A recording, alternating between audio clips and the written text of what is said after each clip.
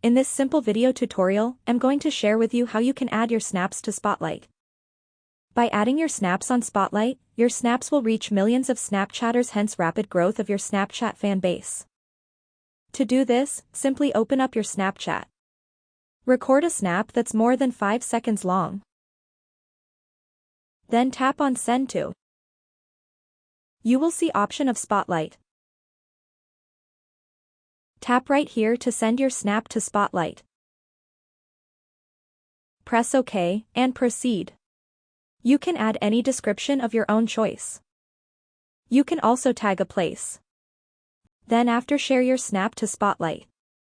That's how easy it is to add your snaps to Spotlight.